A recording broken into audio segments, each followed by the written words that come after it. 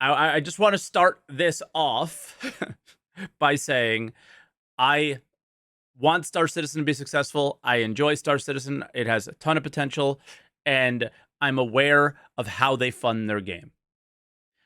How they fund their game has its problems. This is one of them. And I can already see the YouTube comments saying all sorts of bad things about the opinion that I have here. But there's got to be a line somewhere.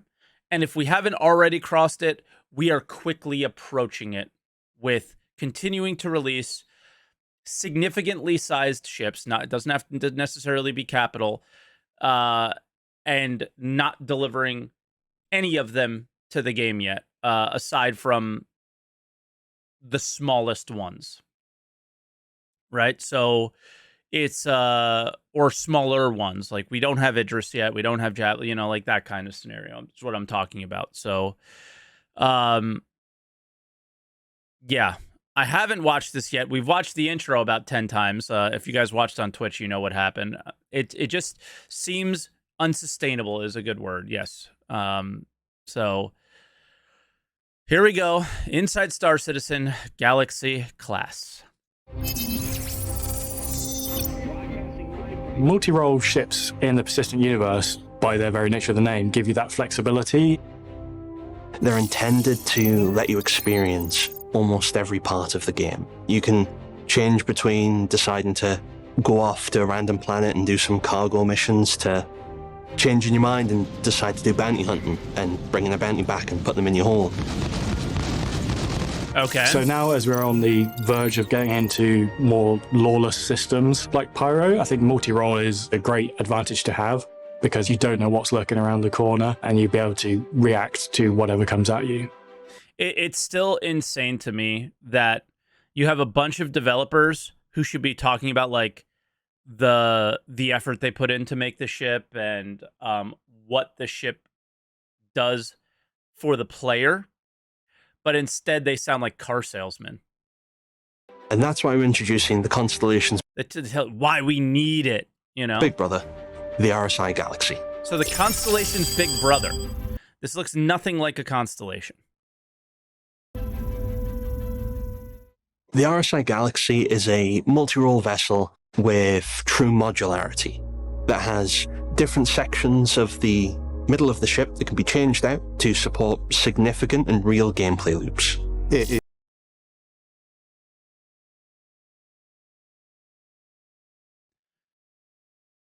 True modularity, significant and real gameplay loops. I was warned about that one already. And even though I was warned about it, it's still difficult to hear. I haven't found those significant and real gameplay loops yet, but one day I might find them. We'll see. Is built on the same kind of ethos as the Connie, but it's scaled up to a larger crew size. The Galaxy has a very industrial feel compared to previous iterations, and the Constellation's a prime example. It has far less focus on its combat capabilities. It's not a warship, so it's not bristling with guns, but it's got what it needs. We were just going for a ship that when you saw it, it just looked like you want to just get together with your friends, get that thing off the ground, turn it around and just fly as far as you can. Like, I don't want to take away from the ship looks very cool. It looks very functional. I like the issue here. So I really don't want to take away from Gavin Rothery, John Crew, or the significant and real gameplay guy, because I can't think of his name right now.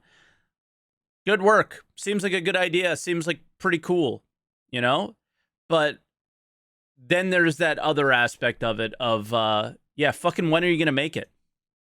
For me, I think the favorite thing about the Galaxy is just the look of it, in conjunction with the layout. It does keep that classic RSI sort of sub-capital shape to it. Because that image that I stopped on, there's a refinery module in this thing. I just saw it, which is crazy. We've got the nice big exposed engines with we've started to bring like metal onto the engines, like a kind of a titanium material to complement the kind of cooler greys and blacks of the rest of the superstructure. For me, RSI goes into kind of two different groups. You've got the slightly kind of more bulbous shaped ships, and then you've got this really aggressive arrow-headed kind of stance. And I think for me, the Galaxy kind of really falls into that arrow-shaped kind of, driving the ship forward. They all look the same, essentially. The interior architecture of the RSI brand is something that I really enjoy because it's got those nice upturned classic sci-fi walls that sort of canter in at the top. And Gavin, there is no interior design queue of an RSI ship yet. This is probably going to be the one that designs it, and you're doing it. And that picture I saw looks good, but all the RSI ships they're pretty different.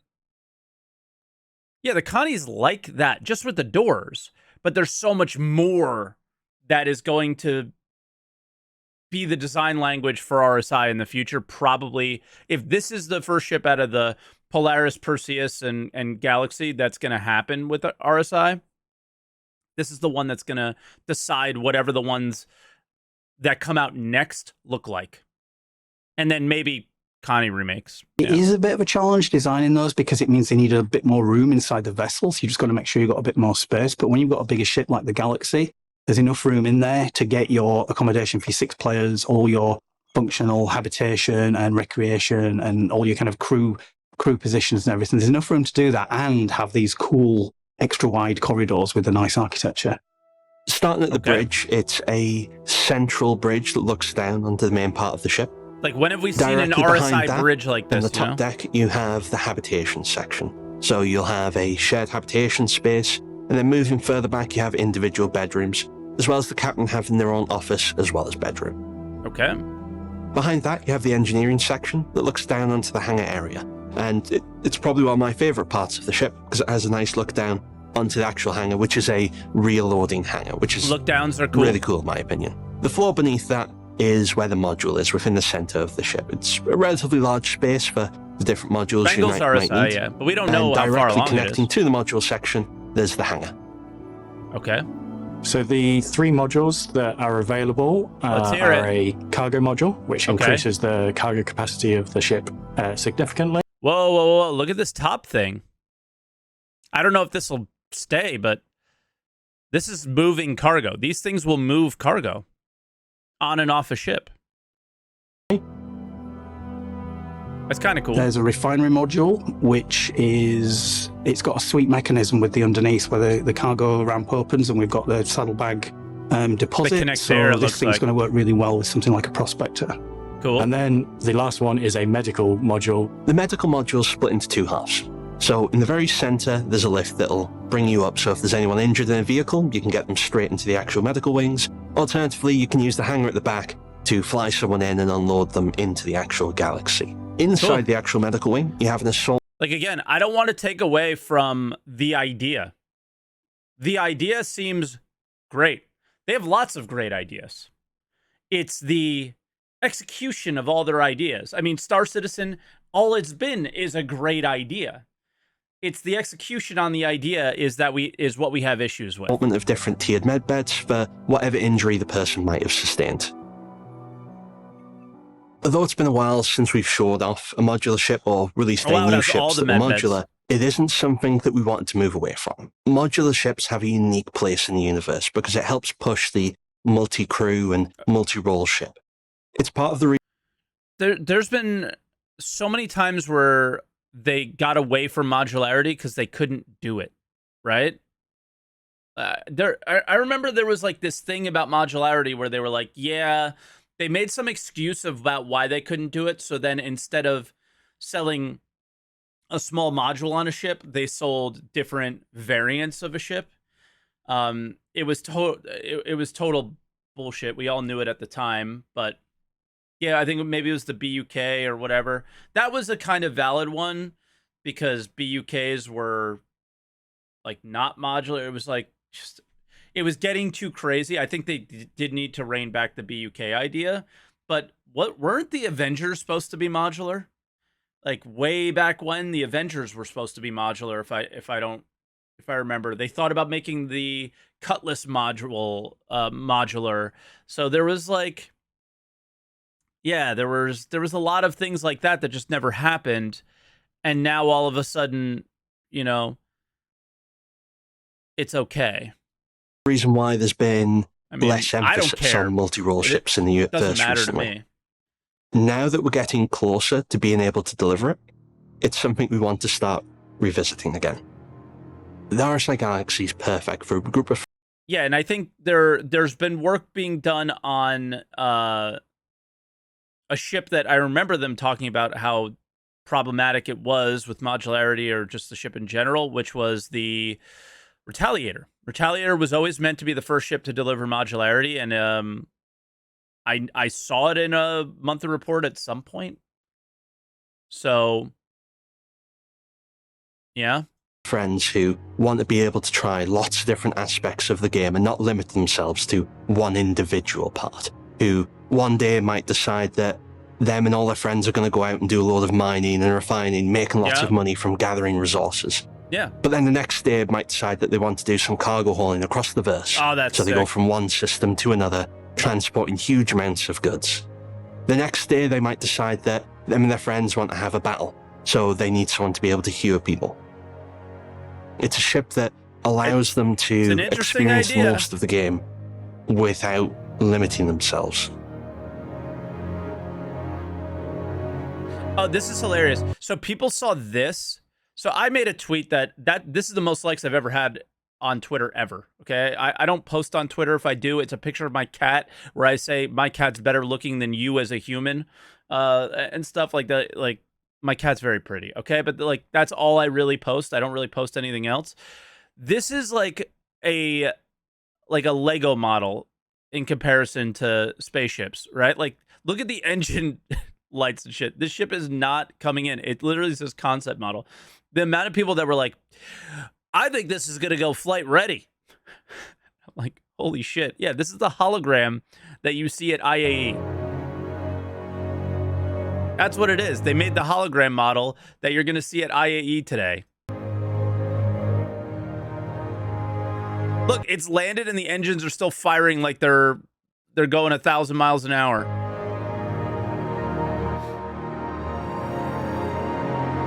I could see the mouse moving the RSI Galaxy is the newest concept ship making its debut at this year's Intergalactic Aerospace Expo. And you'll get your chance to learn even more about it during RSI Day this Saturday, November 26th.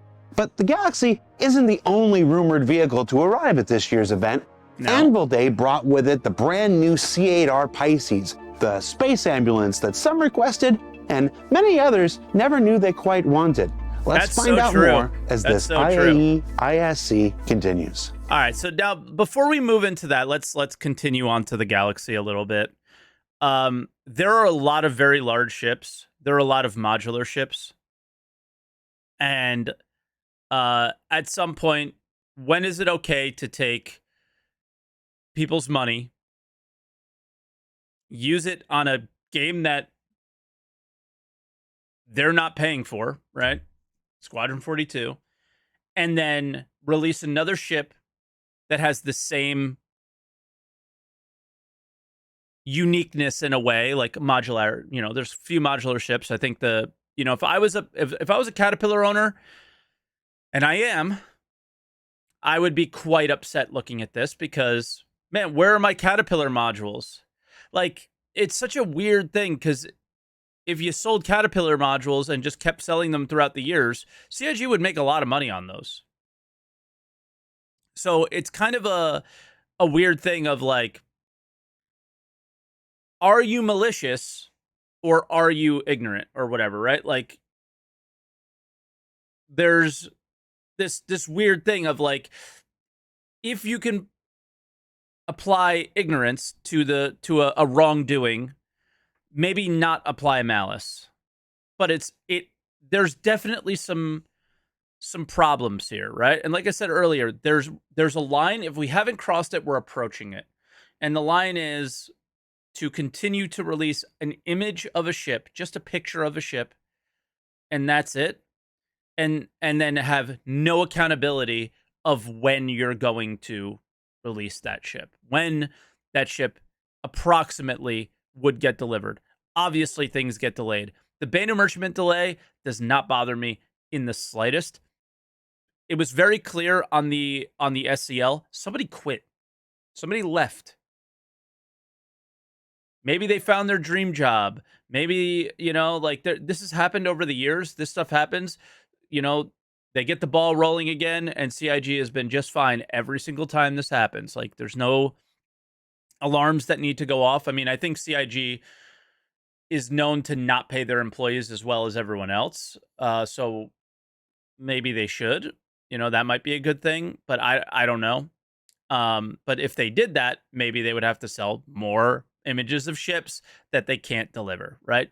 So it's just been they can't keep up with the amount of ships that they're drawing pictures of. So, and the idea of there's a little bit of the need versus greed scenario. Even this ship comes into play with that, because I think Apollo owners are pretty upset about this too. Do we need this ship? No. Right? Do we need the modular Connie's big brother? There are ships planned that can do every one of those functions. Every one of those functions. That ship is not needed. That is a greed ship from their perspective. That is a funding only ship. It's not to fill out any hole in the universe or anything like that. It's straight greed. So, and greed in the sense of it's just to make money, right? It's not they're greedy, evil company, which, I mean, they're a company. There's always going to be an element of that. But yeah, it's just one of these things where it's like, you didn't need to make this ship, but you got to fund the game somehow. So it's this catch-22. If they don't keep doing this, then no ships come out. So what are we going to do? The C8R is a new entry medical level vehicle. It's a variant of the well-loved Pisces. We decided to make it a little bit faster than the regular Pisces, just so you can get to emergencies just that little bit quicker. Slightly better for someone surviving. I noticed it was fast. We have had to remove a little bit of the range. It's no longer a exploration ship like the regular C8 and the C8X, so it cannot jump quite as far as they can. That is an interesting take. Now, this is a snub ship, right? It's a snub. So the idea of taking its range away and it being a part of the Carrack makes a bit of sense. But at the same time, when you rip the range out of this particular ship for this particular gameplay loop, it's kind of weird, because you could be at Microtech and the person you want to rescue could be at ArcCorp. And you might not be able to get there, right? So that's a weird thing to nerf. It makes more sense to extend its range and than that. But again, because it's a snub, I think the goal here is to make it make sense with the Carrack or with whatever mothership that you put it in. Oops, sorry about that. Added some siren lights so people can see when you're coming. We've also given it a traditional medical colouring. So we've gone for a nice little red and white.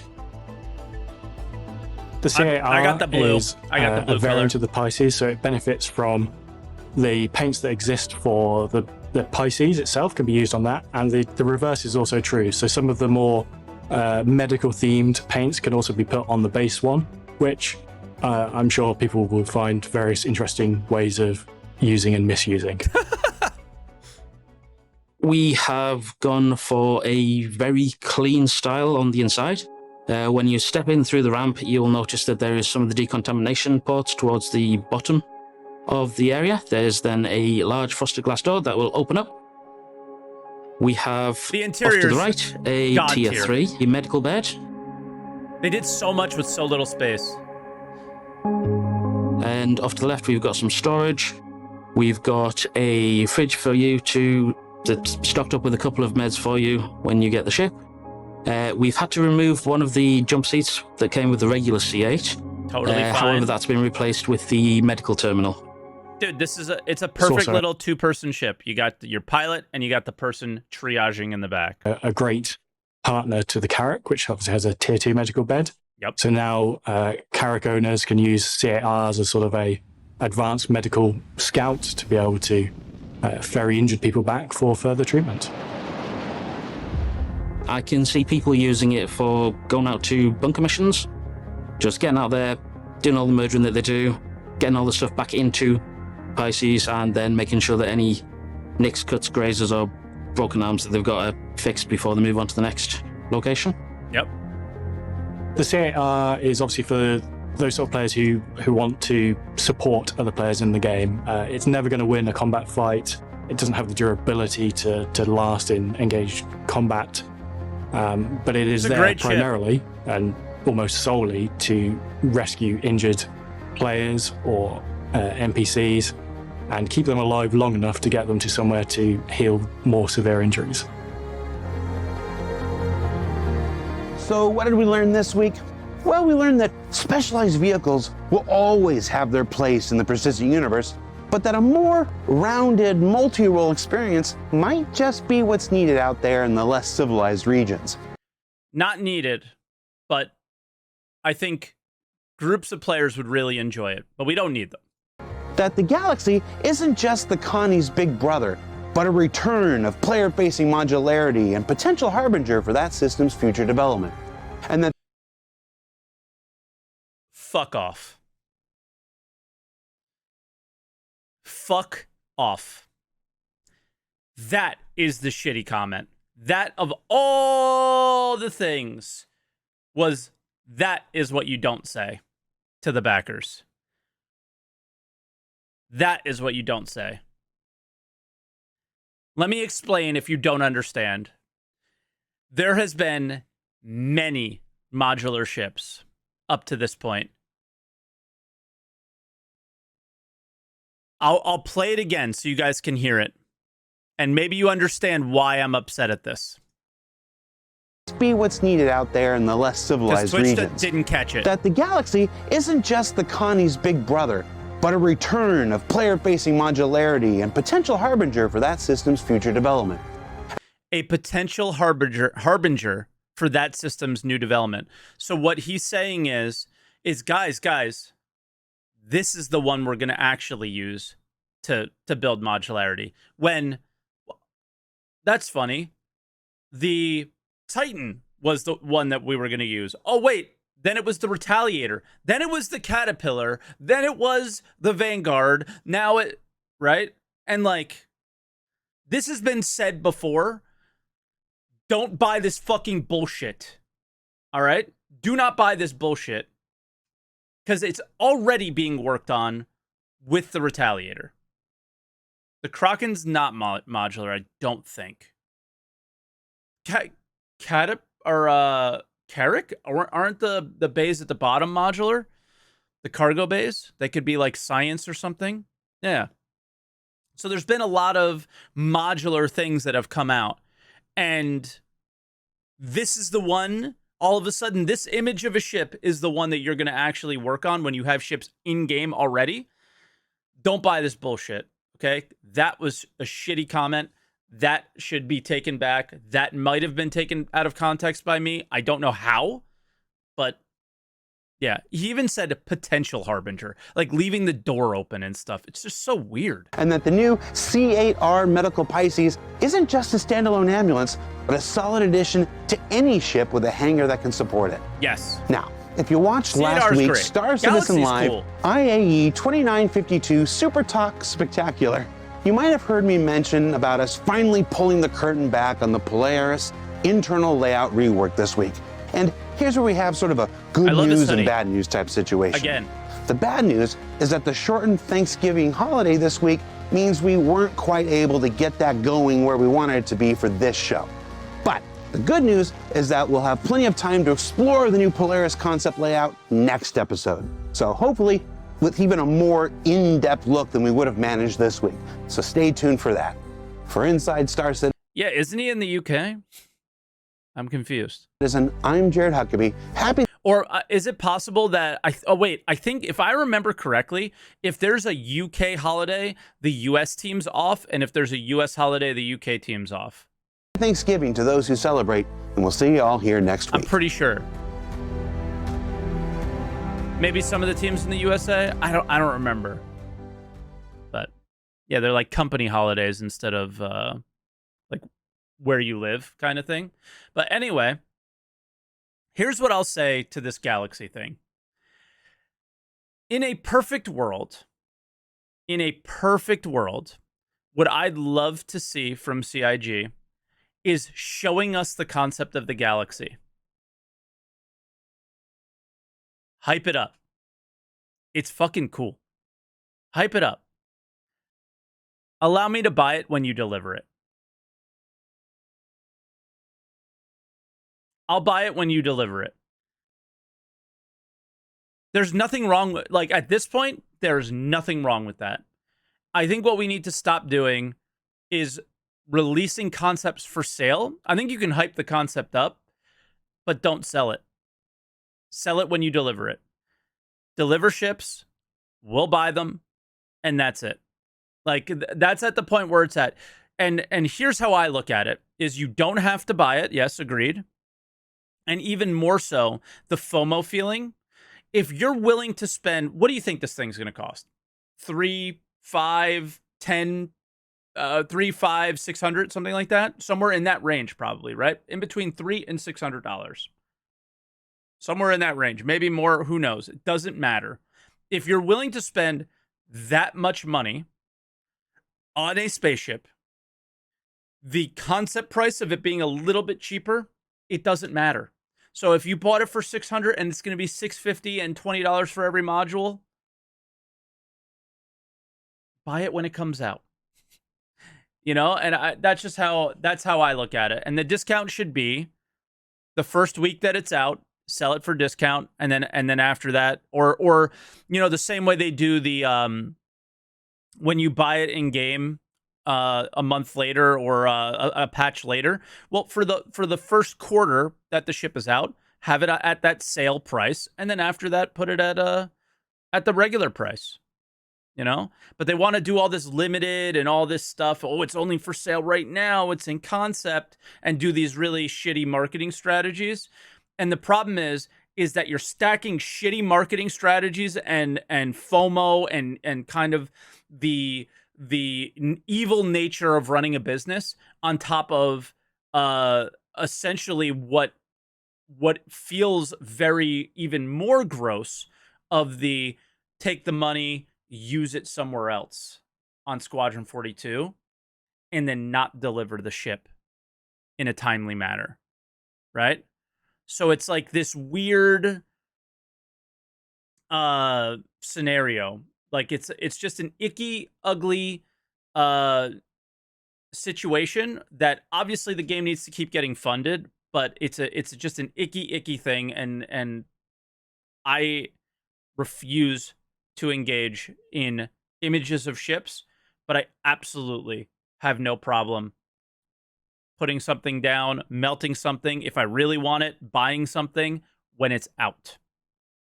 Right? And that's where I'm maintaining my mentality around this. I'm not saying never buy spaceships, fuck these guys, you know, like I'm not trying to take everybody down. We got to take the level of ickiness, the level of just ew has to come down. And that this is the height of the kind of like capitalism that has gone too far in this scenario. I don't know, like not to get you know, like that necessarily, because it is what it is. It's just there's a line, and we're quickly approaching it if we haven't already gone over. And you know, yeah, I mean, you didn't hear me say this about the Drake Cutter. You didn't hear me say this about the C8R. It's the concept thing that's just kind of like getting icky, man. Getting icky. Let me know what you guys think. This is on YouTube for sure. Leave a like, comment down below again. Let me know what you guys think, and yeah, subscribe more to some SaltEMike 2 videos. Thanks for watching. Check out my Twitch stream too.